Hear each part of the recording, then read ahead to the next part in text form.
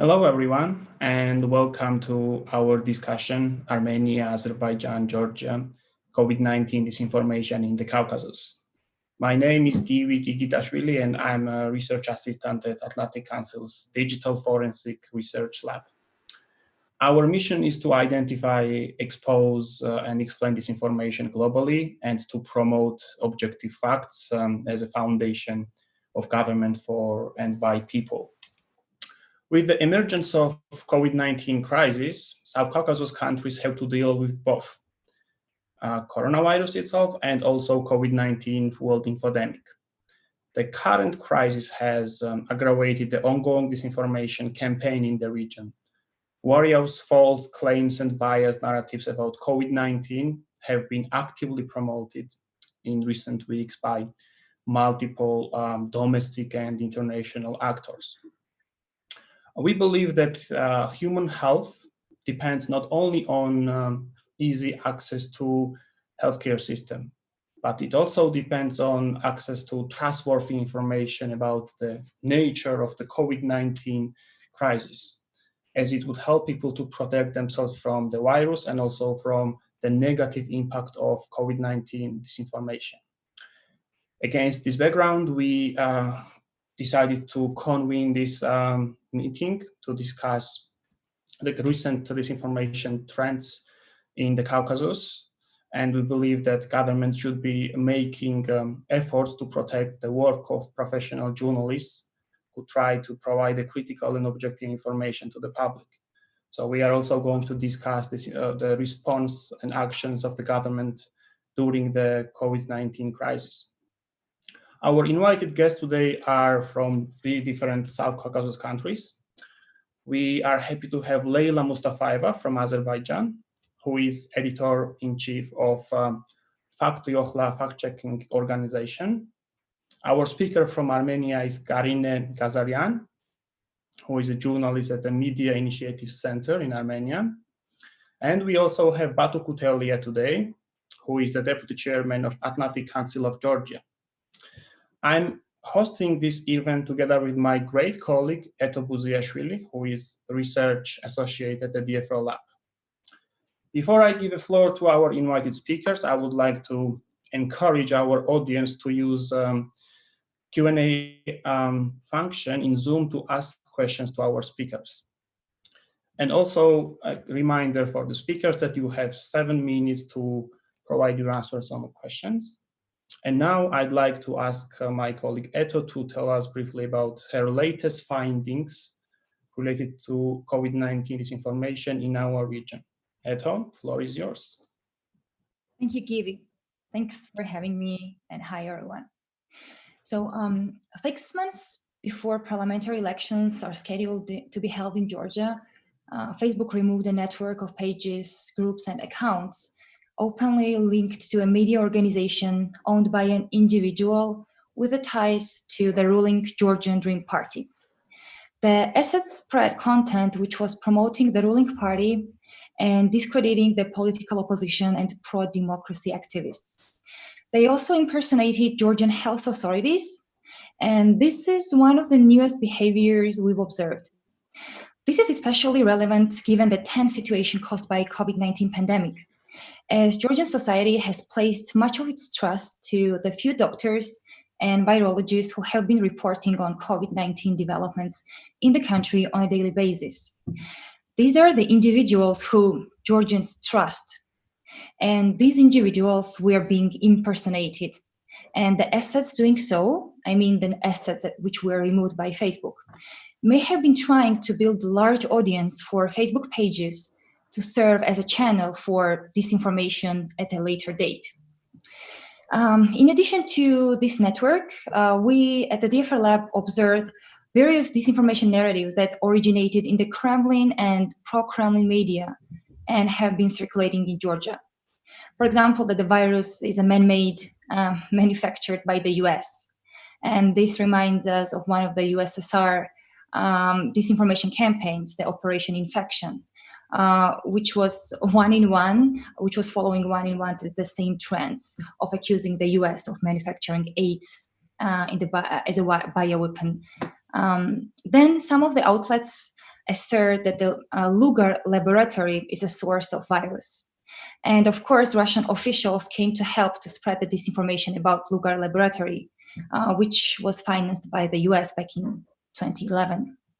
So the Kremlin always activates this topic when Georgia either makes a step forward to Euro-Atlantic aspirations or just had a success in some other directions. We also saw tons of narratives accusing Bill Gates and George Soros in attempts of exterminate Georgian population via introducing vaccinations against coronavirus and implanting chips in people. Then another new topic for disinformation in Georgia is a 5G coronavirus conspiracy theory. On social media, thousands of Georgians have been discussing conspiracy theories about the alleged link between 5G technology and the spread of COVID-19. This disinformation narrative was first spread by the Kremlin media back in 2019, but it did not get traction back then. So from March 2020 onward, influential celebrities around the world have been spreading 5G coronavirus conspiracies to their millions of followers. The false and misleading claims have led to material damage. For example, in the United Kingdom, cell towers were set on fire after the conspiracy spread. Similar acts of arson have been reported in Netherlands and Belgium. Facebook, YouTube, and social media companies have been trying to fight the spread of 5G COVID-19 disinformation campaigns. Despite the Facebook and YouTube efforts to fight the conspiracy theory, in Georgia, 5G coronavirus conspiracies continue to spread online. Much of these conspiracies in Georgia have been fueled by a large Georgian Facebook group called Stop 5G Georgia, which has been expanding rapidly. Group members actually shared news of arson attacks on cell towers in different countries and endorsed those responsible for setting the towers on fire. The posts to the groups, in the posts, admins called on society to expand it by adding more people and taking on-the-ground action, such as organizing massive protests against 5G in Georgia. The 5G coronavirus conspiracies are a prime example of online disinformation leading to material damage. When people ask us how disinformation is translated into real actions, here is a clear example. And Georgia might be the next one witnessing people setting masts and towers to fire. These are some of our observations, and then I'll be elaborating more in the discussion. Thank you very much. I thought it was really valuable insight from your side. And I would like to ask the next question to our speaker from Armenia, Karine Gazarian. Karine, we know that Armenian authorities introduced a number of restrictions for the media who report on COVID-19. And the whole idea of those restrictions was to force outlets to quote only official sources. According to these rules, any publications, reports, and even posts on social networks about the coronavirus can contain only the data provided by authorities. And then government justified new rules by their desire to prevent the spread of false information about COVID-19.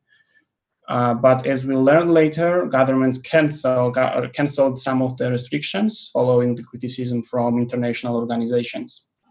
So I would like to ask you to tell us what are the main disinformation narratives in Armenia that government is trying to sort of prevent from becoming really the viral, and also what actors are kind of standing behind those narratives and who push them.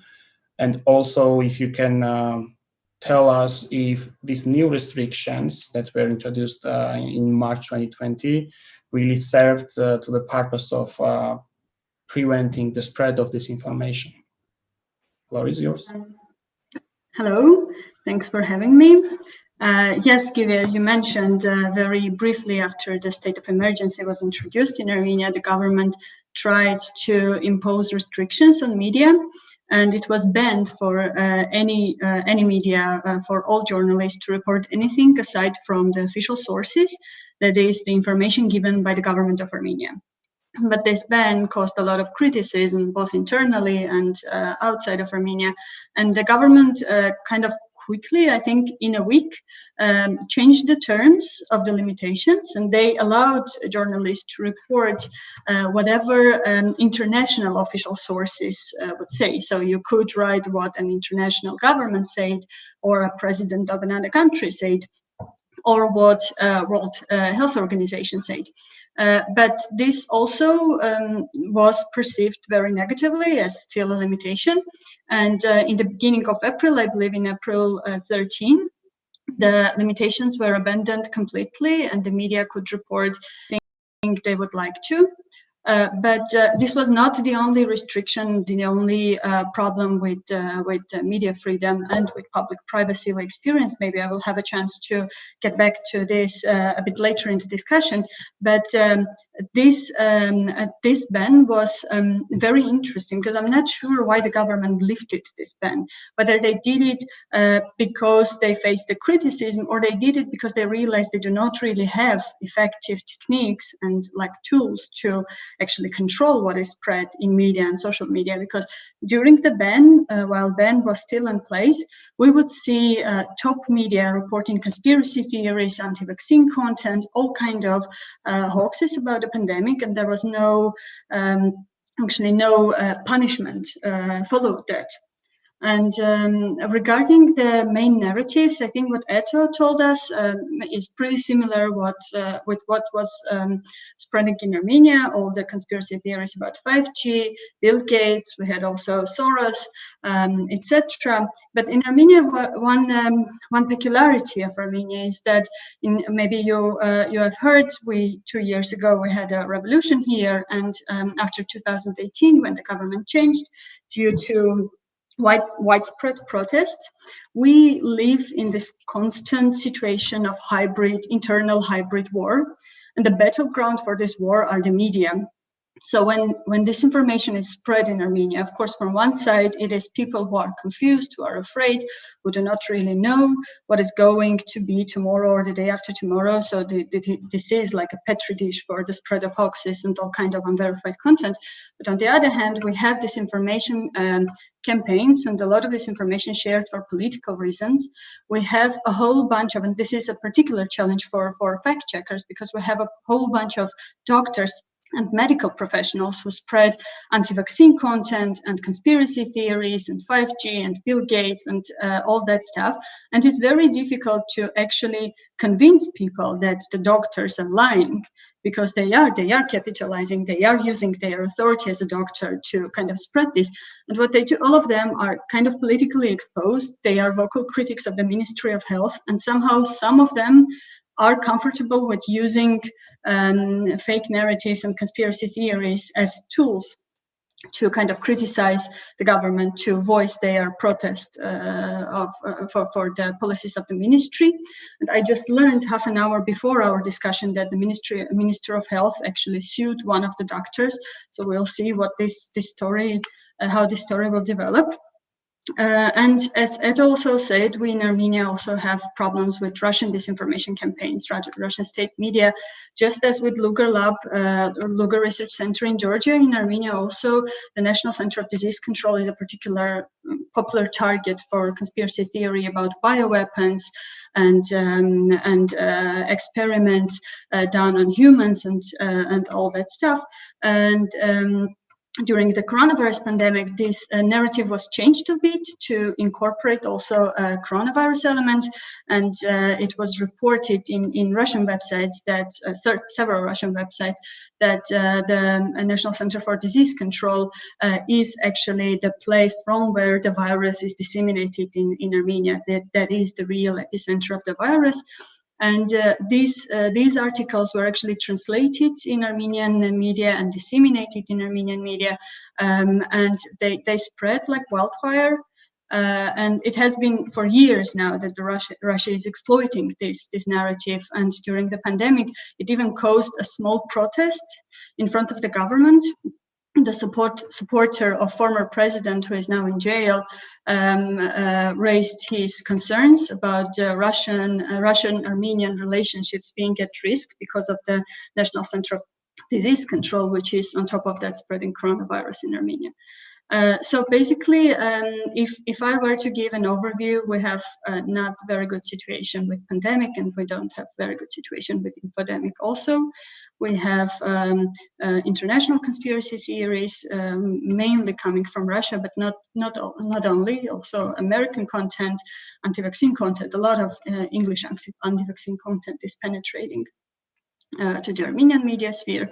And we also have a problem of actually established big media giving platform to voices who are spreading very unverified information, and sometimes information which is dangerous for public health, like anti-vaccine content, because they have, the media in Armenia are in severe dependence very often from the corporate owners. And the corporate owners are usually politically exposed persons, politically exposed people. So we have seen cases when on TV, one of the largest TV stations would broadcast a program with a doctor and an opposition activist who would insist that the pandemic was created by Bill Gates and others to vaccinate us all and reduce the population. And on this background, it is kind of not very surprising that people are very confused and people are afraid of vaccines, people are afraid of 5G towers, people are afraid of testing, because one of the narratives is that the tests actually spread the virus. And people believe very often that their relatives who may die, they will be offered money in morgue to kind of let them to write the cause of death as coronavirus, because they believe that the numbers are artificially amplified. Thank you. Thanks a lot, Karina. It was very informative response from your side. And before I move on to ask question to Leila, I would like to advise our audience to use Q&A function at the bottom of the window to ask questions to our speakers. And now I would like to turn to Leila Mustafaeva, who is the invited speaker from Azerbaijan. And as we know, Azerbaijan authorities arrested several people for spreading disinformation about coronavirus on social media and messaging applications. And we saw also reports that individuals were taken by police because of their Facebook posts about coronavirus.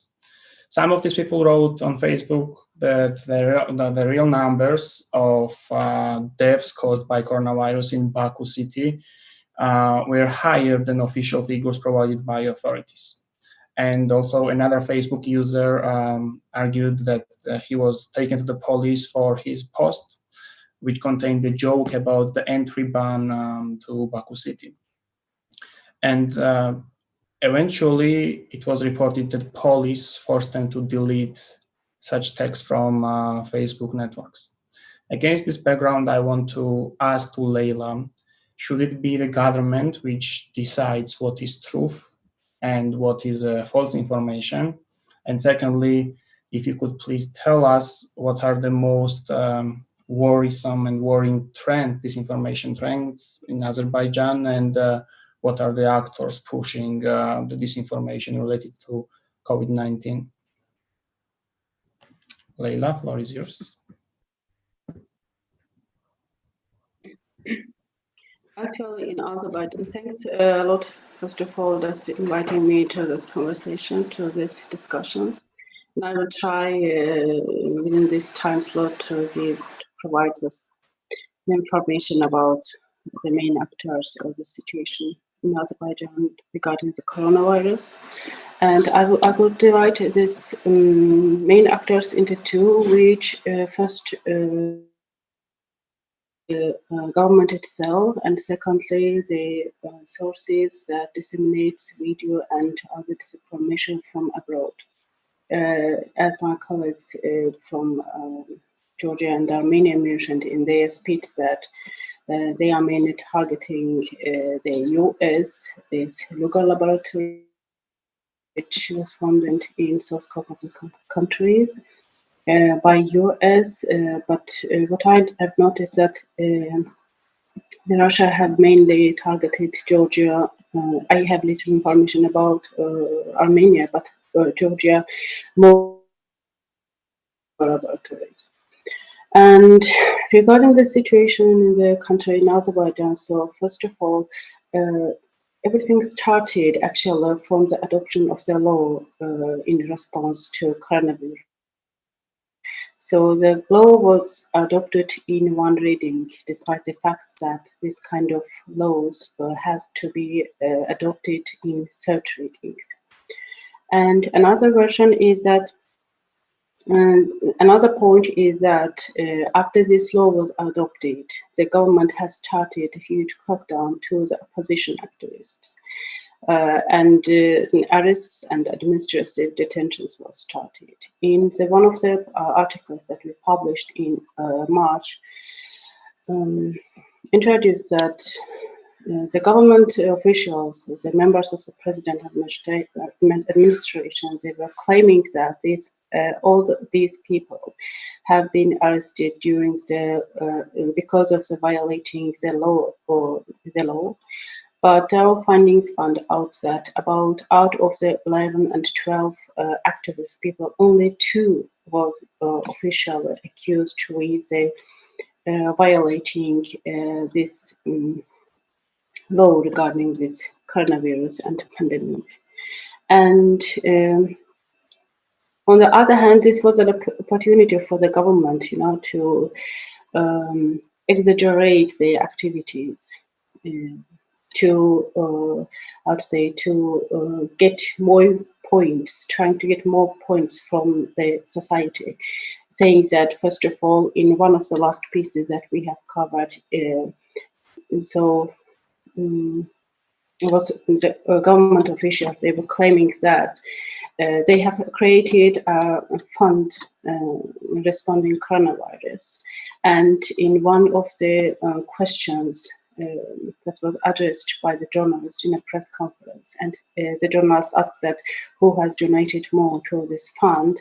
Actually, they said that actually the government, the state itself, the president has donated a lot to this fund, but actually it wasn't like this. President could not use the budget money like a donation to the coronavirus response fund. This was one of the points, and with this statement, they are trying to to get more support from the society. And to exaggerate their role as if they are doing a lot in terms of this responding to this coronavirus. And in another article, the Minister of Finance, Economics, he was saying that the Azerbaijan economy suffers daily approximately 120 and between 120 and 150 million manas daily, and actually it wasn't like this. We calculated it due to the situation because of the drop of oil price, and also GDP, and also incomes from the non-oil sectors. And we found out that actually this statistical number that minister has said that it was 50 million less. And it also, for instance, puts a question that he was saying that this information to explain the situation, that how much Azerbaijan economy loses from this pandemic. But on the other hand, one of the versions came out that okay, if it is 50 million less, then it means that the small businesses has remained out of the support mechanism of the government. And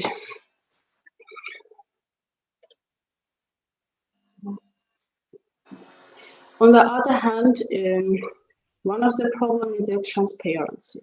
of the government, that what they are doing in this regard in response to the coronavirus. They have set one foundation that responds to coronavirus. The amount of the money which is entering to this budget, they are publishing it, but actually they are not giving an explanation to the expenditures that how they are going to spend it, or how they are using it. And actually another problem is that, for instance, the government agency like Ministry of Emergency that receives money from the budget, they are also donating to this fund, but they are not giving any explanation to the fact that from which budget expenditure they have cut this amount. The transparency is a problem, and on the other hand, during these press conferences, independent and critical journalists are not allowed to this press conferences. One of the journalists of Meydan TV is an exile-based critical TV, and these journalists were not allowed second time to the press conference, government's press conference, after she addressed this critical question. So this is the current situation in the country. I can give you more info if you have more questions. Thank you. Thanks a lot, Leila. Appreciate your very informative answer. And we have now Ambassador Batu Kutelia from Georgia. And as we know, Georgia isn't an exception in the region, and COVID-19 pandemic in the country is also accompanied by very powerful infodemic and disinformation campaign in social media. Local fact-checking organizations are actively talking about disinformation narratives spread by Kremlin-funded outlets in Georgia, and there are kind of continuous disinformation attacks on the Lugar laboratory, and Karine also mentioned the similar trend in Armenia. And Lugar laboratory was established in Georgia with the financial support from the United States. And some of the pro-Kremlin or Kremlin-funded outlets went so far as to say that the origin and source of COVID-19 virus might be the Lugar laboratory. So, taking into consideration that Georgia is on the front line of this information warfare, how would you assess Georgian government's response to Kremlin disinformation? And apart from the external disinformation, I would like to share your insight on Georgian government's actions during the existing crisis and how transparent and democratic those measures that were taken against COVID-19 have been. Please, floor is yours. Thank you, Givi, and thanks Atlantic Council for organizing this discussion. I think the most important component right now is to have a proper evaluation of the trends, because this pandemic is something new that we have not experienced everywhere. But before going to the particular effect of the pandemic, it's very important to consider the bigger context, how we approached, where was the state of affairs globally before we approached the pandemic. So what was happening globally was that we were facing not a clash of civilization, but more clash of the values. Clash of the values of the liberal democracy and the illiberal part of the world. And the most of this clash was happening in a, let's say, propaganda or virtual space, or bigger part of it has been moved there. And unfortunately, to those of us who really cherish the values of freedom and democracy, still our world was in decline. Freedom House's recent report clearly identified that in last 14 years, freedom is on a retreat globally. So that's the context where how we approach the pandemics. And pandemics really accelerated or they catalyzed those processes simply because the global crises are the beloved events for the authoritarian leaders, because this allows them to implement with a certain higher degree of legitimacy of some dirty works that really they wish to do, but there are some restraints.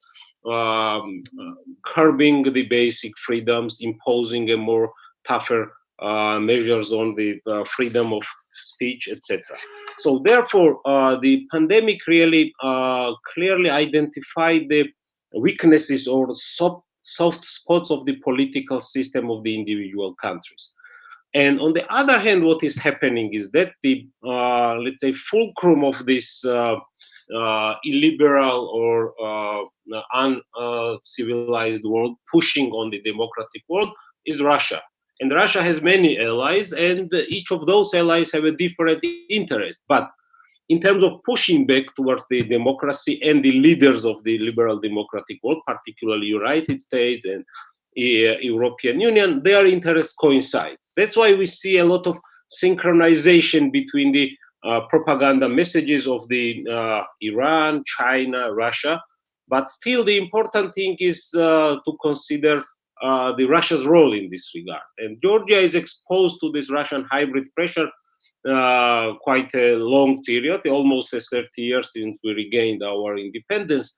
But interestingly enough, we can conclude with a higher probability that Russia largely acts as an opportunistic power, and it sees the targets of opportunity. Therefore, targets of opportunity are the ones who have a higher probability to fall as a prey of the Russian pressure. And that's why they are using this hybrid pressure, and the propaganda and infodemics now became part of this pressure to expose the vulnerabilities of the system. On those type of, let's say, circumstances, you need a strategic leadership. So you need governments who are not only able just simply lock down this system, because this is the easiest way you can do, and in a short term it might bring even popularity. There is another danger associated with this, because then autocratically minded leadership, and unfortunately Georgia has the tendencies of consolidation of the power and components of informal governance, then it's really hard to understand where is the point when you really have to rather manage the conflict rather than just opportunistically use it for your own power control. So, and in that regard, the key challenge for the government usually, who is strategic minded, is to have a big idea how you are approaching the conflict. And once you have this idea here, how are you approaching your conflict, based on this strategy, you are imposing measures. Then the legitimacy of the measures are high, not only simply physically containing the spread of the virus or whatever consequences might be, health-wise or infrastructural-wise or economic-wise, but also be able to communicate to the public. And that's the second very important part of the strategically managing problem, communicating to the public why these measures are in place and what to expect to in the future. So if there is an effective communication, then you need also the effective overseeing of these measures properly implemented.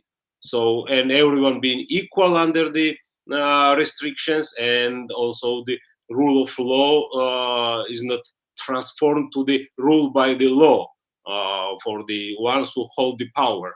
And of course, then in every cycle of iteration, it needs to be refined depending where crisis goes. So, in Georgian case, the first component of closing down system was in place, but all other components of having the idea of the not only managing physically the pandemics, but where we would emerge after this, how it will affect Georgian economy. Also, Georgian government failed to communicate properly to the people what are these restrictions for. Unfortunately, the overseeing of these measures are also very weak or non-existent. Even government gets irritated when the public are asking a critical questions or demanding the explanation. Well, of course, we don't see a very effective way of refining their policies.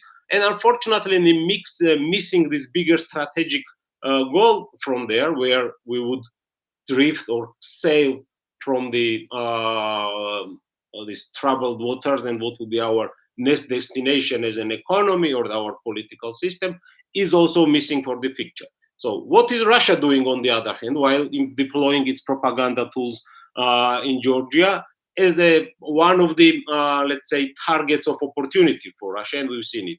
So Russia's strategic goals are numerous. The first and the most important goal, and it's similar to everywhere, they consider their so-called sphere of influence or some strategic interest. First is the deterring the West to persuade a proactive policy. So they lead the agenda and we react on them. And it's kind of a losing strategy from our side.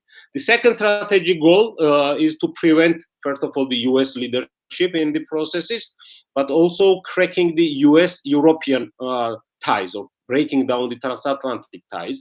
And that's a part of their messaging or the infodemics. The second is in a target audiences or the target countries to question or the limit or the sovereignty of those targets, their political sovereignty, their legitimacy. That's what they are trying to do in Georgia, in Ukraine, in Azerbaijan, in Armenia, in every other parts where they are deploying their assets for that purpose. Another important strategic goal is erosion of the legitimacy of the rulers. So if the rulers are becoming less democratic and they are more authoritarian, of course, and they are trying to consolidate the power, their democratic credentials are declining, public trust toward them is eroding, so the rulers are easy prey to the Russian pressure, therefore, internationally and domestically, when the rulers or the governments are losing their legitimacy. Another strategic goal, not only during pandemics, but in general for Russia, is also to subverting the state institutions, discrediting institutions being an effective tools. So shifting the emphasis to the more powerful actor, like the Putin does in his own backyard, as kind of in a sovereign democracy where the powerful ruler is the most important, and the public trust really emboldens that type of ruler. So all this putting in one picture, it's kind of a attempt through the information campaign somehow to influence and increase the strategic advantage. For this, of course, some narratives that Eto mentioned are very important. First of all, fear and unpredictability. Also, the greater vulnerability to the public. The specific of the pandemic has been that the country's sentiments been cultivated towards more nationalism and more xenophobia, like closing the borders.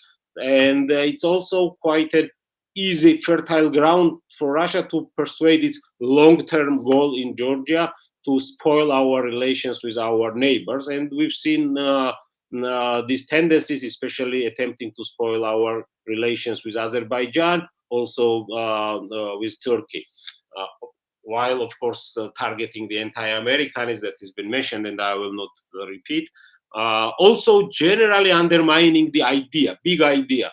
So again, the big idea has been and is the statecraft based on the European and democratic values, and with the propaganda tool undermining the European idea as incapable body to help even themselves, spreading the false stories, somehow cultivates the apathy or frustration with the Europeanism, which also again cultivates more nationalism, populism, and the xenophobia. Plus, particular interesting dimension here is, and well, again, this pandemic and the humanitarian crisis, always a good platform, if having a proper vision, to use it to bridge the conflict or the polarization in the society. And Georgia has this problem of the Russian occupied territories, but humanitarian-wise, we were doing a lot of help to our citizens who live on the occupied territories. So one of the direction of the Russian propaganda is to prevent this happening, and again, blaming on the Georgia's so-called American patrons or this pandemic, or preventing people who really suffer from health issues on the other side of the occupation line to really get the help in order to prevent Georgia to have a more bridged people-to-people gaps, is part of Russian propaganda and strategy. And the most important thing that we can see is that coincidence of the different components of this propaganda or infodemic. Well, there is two components. One is the content, so who are the ones who generate the content, and there is a network who spreads it. And there are some independent networks who have their own agenda. Some are nationalistic, some xenophobia, some conspiracy theories.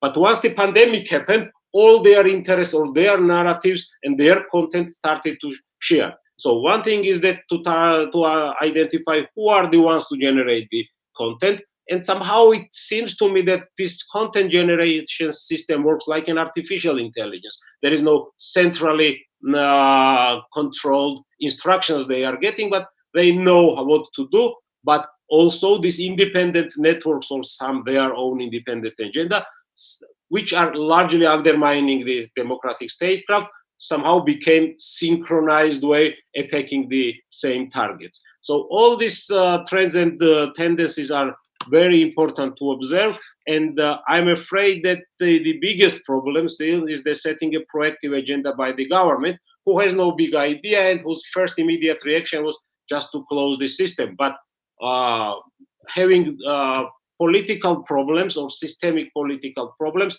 makes especially vulnerable them, especially after the pandemics, when the economic problems will go, and they will be more susceptible to the Russian pressure, which is the goal of the Russian hybrid warfare, to make the target countries more susceptible to their pressure. So I will stop here and would be happy to answer some of your questions. Thank you, Mr. Ambassador, for this very in-depth analysis and offering such a broad picture. And before I move on to ask questions that we received from the audience, I would like to again encourage our viewers to use a Q&A function at the bottom of the window and send their questions. And we already have very first incoming questions, and I will just read out the first one. What are the most useful existing resources for countering disinformation for journalists in South Caucasus?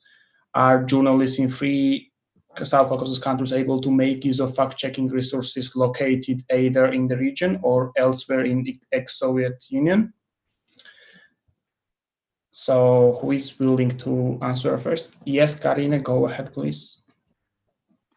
Yes, I would like to note something briefly regarding these questions. Of course, I think any fact-checking journalist is using international sources, both sources that are, like, for example, I use fact-checking sources in Georgia to understand what is happening there. I use fact-checking sources in Russia, and also US-based, Europe-based fact-checking sources. But one particular thing, particularly a problematic thing, is that in English-speaking countries, in Russian-speaking countries, or like in territories where the language and the population is big, is spread, the social media, Facebook, YouTube, etc., are tracking dangerous content much better than in regions like ours, where the population is small and the language is local, and the Facebook is not doing virtually anything to kind of take down the misleading content that is spread in Armenian, in Georgian, in Azerbaijani. And that is a very big problem for fact checkers, because usually you are just left alone with like this huge ocean of information which is unstoppable, which can be stopped only by like other kinds of tools. If you have repetitive anti-vaccine content which is marked as anti-vaccine dangerous content, then you cannot just take down, or you cannot debunk every single small video containing anti-vaccine claims. You need like this approach from Facebook or YouTube or Twitter to do so. So for us, for my organization, we were particularly very, very happy and very interested when Facebook took the troll factory in Georgia. And we were actually going to talk with our Georgian colleagues about how this project was implemented, how Facebook finally reached out and took down the troll factory, because this is a huge problem. And fact checkers in our countries face this problem, I think, very severely. And I think that we're not going to be effectively combating this until we don't have the support from the platforms themselves. Thank you, Karine. Leila, would you like to add anything? Or Mr. Ambassador? Yes, if please. I may to add, as a not journalist but a consumer of the journalistic products, I think this pandemic amplified, as I mentioned, a lot of internal political systemic problems, and the value of the quality journalism has been extremely useful. And that needs a much wider space for the independent journalism, and I think not curbing their activities, but giving them more ability to outreach the bigger audiences would be important, not only on the social media, but some of the classical old-style media as well, because in most of the cases, we see that the Russian propaganda is targeting the population which are more reliant on the classical media outlets. And here we have another problem. Government who is let's say, more authoritarian-minded, they are trying to do the classical governmental propaganda. And with the governmental propaganda, they are promoting the government-controlled media outlets or government narratives. And it's easy traceable. They are losing credibility, and therefore government actually shoots in their own foot if they are willing to solve the problem. But parallelly also taking the space, government propaganda takes more space and limiting spaces for the independent journalism. And that is quite a visible problem in the time of the crisis.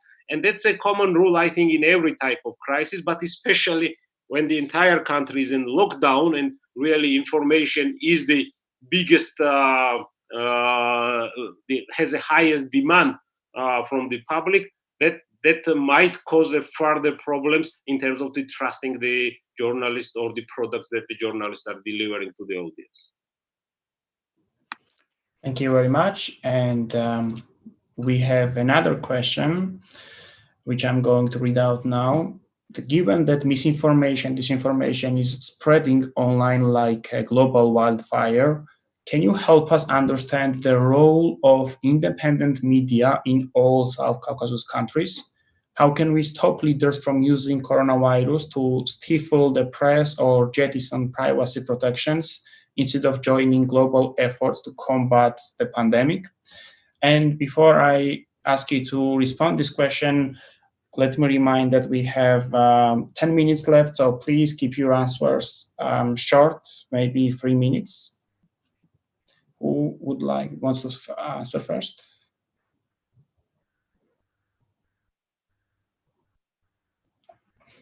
Okay, Eto, go ahead, please. Give just a brief example, and I'm sure Eto will elaborate, but there was an interesting case in Georgia.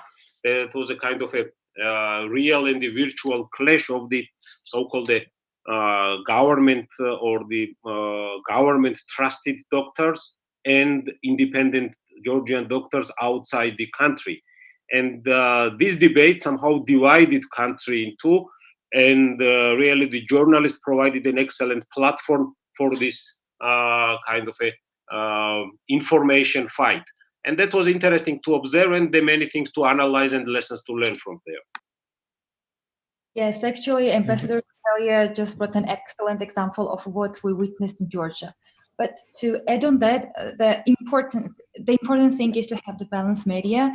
And in balance, I don't think that balance means to report everything there, even the lies. Because we've been observing that, for example, when some of the local media are reporting on the Russian actions, they just do not provide a fact. And if someone is telling you that it's raining outside, and when someone is telling you it's not raining outside, you should not just put all the thoughts together, but you should just see out of the window and check if it's raining or not. This is how it should be operated here. And the crucial thing is here to train all those journalists, to train on how should they providing the facts. Because as for us, the DFR Lab, our mission is to identify, expose, and explain disinformation. And we pay much emphasis on explanation, because we believe that explanation is key in defeating disinformation. Because if you do not explain the problem to a person, they could not and they may not understand why disinformation is crucial and why it poses such a great threat for democracy. Yes, Leila, go ahead, please. You are muted. Could you please unmute?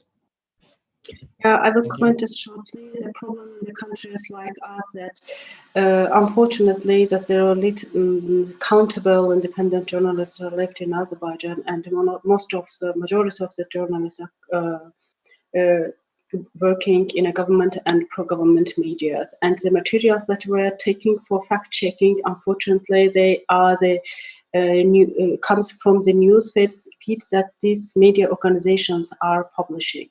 I think that in countries like us, it is not about the professionalism of the journalist. It is about the, being the tool of the government's propaganda. Thank you. And since we have just 6 minutes left, I would like to say thank you to all of the invited speakers, and also for our audience who sent a lot of questions, but unfortunately we didn't have enough time to accept all questions and ask you to respond to them. But we are very happy that we had quite active audience on this session. Just to briefly summarize our discussion today, it definitely showed that the South Caucasus region is quite affected by COVID-19 infodemic, and actions and measures adopted by governments do not always kind of serve to the purpose of improving the situation and somehow solving this pandemic problem, infodemic problem. We also saw that external actors are trying to exploit the situation in the entire region and achieve their geopolitical goals. And overall, it means that local fact checkers and professional journalists have a lot of homework, so to say, in order to boost and improve their capacity, and also improve their the work, and then become more active in terms of fighting against the disinformation narratives that we come across on a daily basis. And with that, I would like to once again tell you for a big thank you to you, everyone who found time to join today and shared with us your insight. It was extremely valuable, and I hope that this entire session was also very useful and interesting for our audience, and wish you good luck with your work, and see you next time. Bye-bye.